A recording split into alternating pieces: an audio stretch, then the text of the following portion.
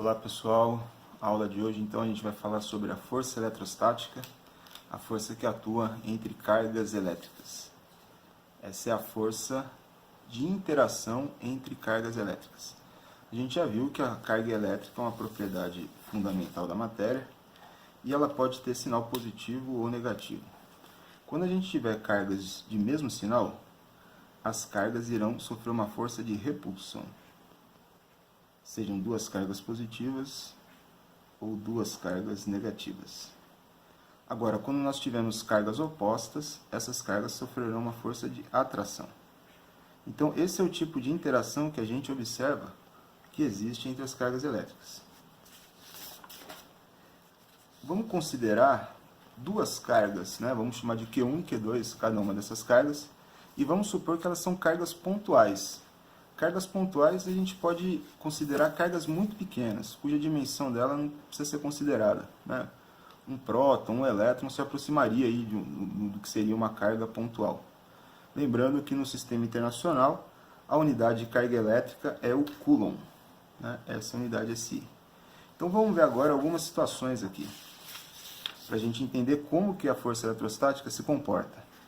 Se a gente tem cargas de mesmo sinal, a gente sabe que vai ter uma força de repulsão. Então vamos supor que as cargas sejam iguais. A gente vai ter uma força repulsiva aqui. Vamos supor que essa força tem um valor, um módulo, F. Como é ação e reação, as duas cargas recebem a mesma força. Uma carga empurra essa e essa carga empurra a outra com a mesma força. Terceira lei de Newton. Caso a gente dobre uma das cargas, a força que a gente vai observar também vai ser o dobro. Então agora a gente passa a uma força cujo valor vai ser 2F. Se eu dobrar outra carga, eu vou dobrar novamente o valor da força. Então agora eu vou ter uma força cujo valor vai ser 4F.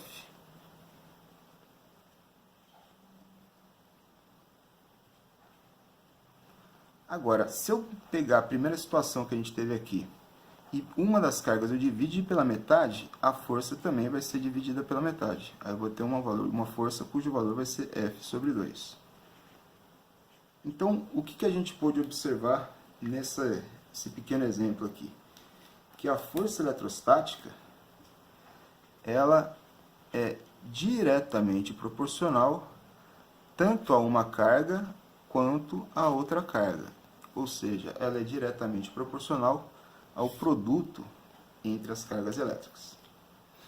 Agora vamos pensar numa outra variação. Vamos supor que as cargas vão ficar constantes e a gente vai variar a distância entre essas cargas. Vamos considerar uma situação inicial aqui novamente, né? Nós temos de novo cargas positivas aqui. Vamos supor que o valor dessas cargas é o mesmo, o módulo é o mesmo, vou chamar de Q. Se a gente tem uma certa distância D, a gente vai observar uma certa força entre essas cargas, né? Vou chamar essa força de F. Caso a gente dobre a distância, a força diminui. Só que ela não vai diminuir pelo mesmo fator, ela vai diminuir pelo quadrado desse fator. Então aqui eu vou ter uma força que o módulo vai valer F sobre 4. As duas cargas recebem a mesma força. Agora, caso eu diminua a distância pela metade, a força vai aumentar, só que ela vai aumentar por um fator de 4. Então, eu vou passar a ter uma força aqui 4 vezes maior. Então, aqui a gente pode perceber o seguinte. O que a gente faz com a distância, acontece o contrário com a força. Quando eu aumento a distância, a força diminui. Quando eu diminuo a distância, a força aumenta. Porém, o fator é ao quadrado. Então, a força eletrostática, ela é inversamente proporcional ao quadrado da distância. Ela é diretamente proporcional ao produto entre as cargas e inversamente proporcional ao quadrado da distância. Essa força eletrostática é um vetor. Todo vetor tem módulo, direção e sentido. A direção da força eletrostática se encontra sobre a reta que une as duas cargas pontuais. O sentido vai depender dos sinais das cargas. Quando a gente tem cargas de sinais opostos, a gente vai observar uma força atrativa. Quando a gente observar cargas com mesmo sinal, a força será repulsiva. Não importa se são cargas positivas ou cargas negativas. A lei que explica o comportamento da força eletrostática é a chamada lei de Coulomb.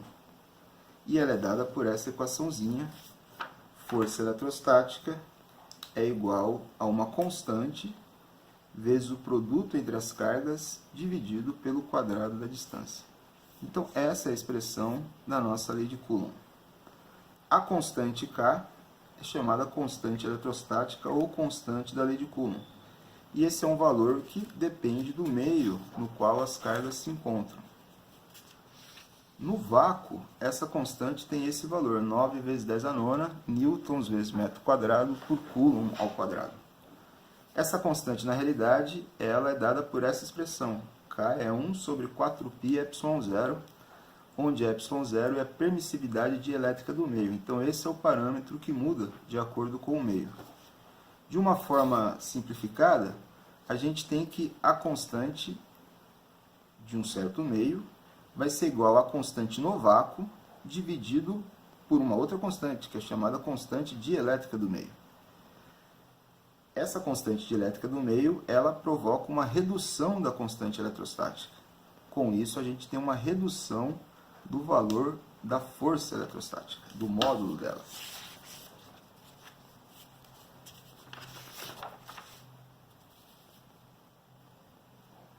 Como a gente falou, no vácuo, a constante eletrostática vale 9 vezes 10 a nona, ou seja, a constante dielétrica vale 1. Na água, essa constante dielétrica vale 80. Então, a constante da lei de Coulomb para a água vai ter o valor da constante do vácuo dividido por 80. Isso quer dizer que a força eletrostática entre duas cargas que se encontram na água, ela é 80 vezes menor do que a força eletrostática entre duas forças que se encontram no vácuo. A constante elétrica, o valor dela significa quantas vezes a força no meio é menor do que a força observada no vácuo. Vamos ver um exemplo simples aqui. A gente considera aqui duas cargas pontuais, Q1 e Q2, de 1 coulomb, separadas por uma distância de 1 metro. Aplicando a lei de Coulomb, fazendo a continha aqui, a constante vale 9 vezes a nona, as cargas valem 1, e a distância 1 metro também, a gente tem uma força de 9 vezes 10 a nona newtons. Esse valor dessa força aqui é um valor muito alto, porque se a gente pegar o peso de um objeto, que tem esse valor, 9 vezes 10 a nona, que é igual a massa vezes a gravidade, a gente teria uma massa de 9 vezes 10 a oitava quilogramas, que seriam 900 milhões de quilogramas, ou 900 mil toneladas. Isso quer dizer que a carga de 1 coulomb é uma carga bastante considerável, né? Uma carga alta. Normalmente a gente trabalha com cargas menores do que 1 coulomb. A lei de Coulomb, dada por essa expressão que a gente acabou de ver aí, ela é muito parecida com uma outra lei da física, que é a lei da gravitação universal. As duas leis, a gente observa uma força que é diretamente proporcional a um produto e inversamente proporcional ao quadrado da distância. São duas forças inversamente proporcionais ao quadrado da distância. A grande diferença é que a força eletrostática depende das cargas elétricas, enquanto que a força gravitacional depende das massas dos objetos. Mas a gente tem duas leis, duas forças, na qual a força é inversamente proporcional ao quadrado da distância. Isso significa que quando a distância é multiplicada por 2, a força vai ser dividida por 4. Quando a distância é multiplicada por 3, a força vai ser dividida por 9. Acontece o contrário. Se eu divido a distância, eu multiplico a força pelo quadrado de 2, no caso aqui, que vai dar 4.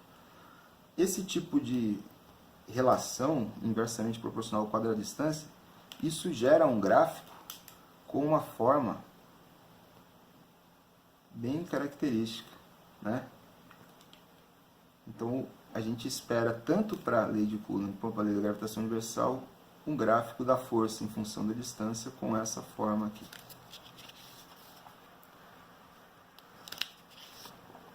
Essa forma é a curva da hipérbole quadrática, né? Então, você tem aqui, para uma certa distância d, a gente vai ter uma certa força. Quando a gente dobra a distância, o valor da força diminui para 1/4 do que era.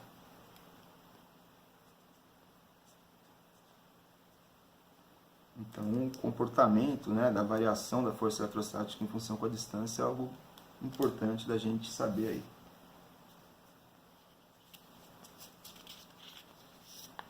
Então, vamos ver um exemplo para finalizar. Vamos pensar nessa situação aqui. A gente tem duas cargas fixas, Q1 e Q2, são cargas fixas, negativas, e uma carga livre, que seria a carga Q3, que teria liberdade para se mover.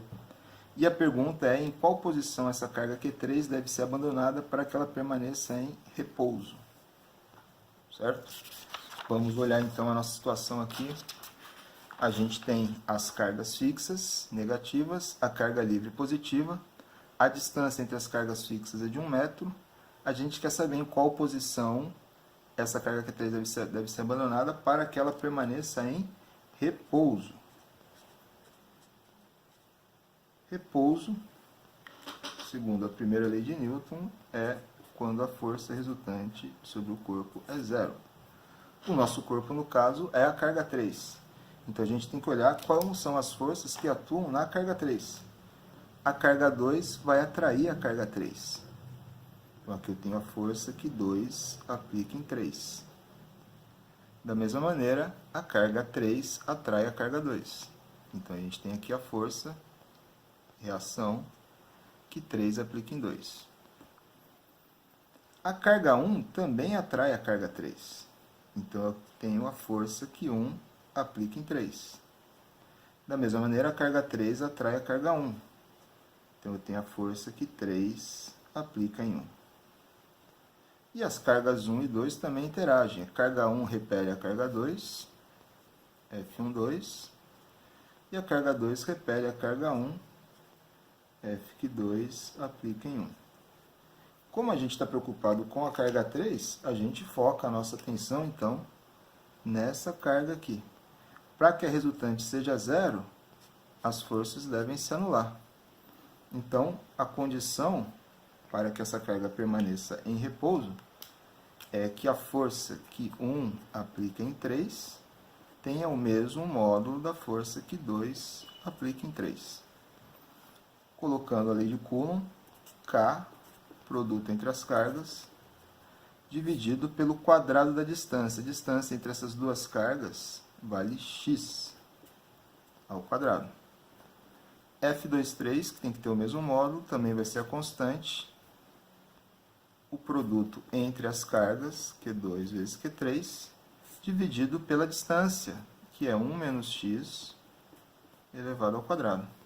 A gente pode cortar a constante e o valor da carga Q3, por isso que ele não é importante para a gente. Substituindo os valores agora, lembrando que quando a gente coloca a lei de Coulomb, as cargas não entram com sinal. Aqui é só o módulo das cargas. O sinal é só para a gente saber se é atrativo ou repulsivo. Então, Q1, apesar de ser negativo, a gente não entra com sinal. 4 sobre x² igual a Q2, o módulo da carga 9 sobre 1 menos x ao quadrado. Extraindo a raiz quadrada dos dois lados, raiz quadrada desse lado e raiz quadrada desse lado, a gente obtém 2 sobre x igual a 3 sobre 1 menos x. Multiplicando cruzado, a gente vai ter 3 vezes x igual a 2 vezes 1 menos x. 3x é igual a 2 menos 2x. 5x é igual a 2. Daí a gente tira aqui o x é igual a 2 sobre 5, que é a mesma coisa que 0,4 metros, ou 40 centímetros. Então, quando essa carga Q3 é colocada a 40 centímetros da carga Q1, ela permanece em repouso porque a força resultante vai ser igual a zero. Espero que tenha ajudado. Muito obrigado e até a próxima.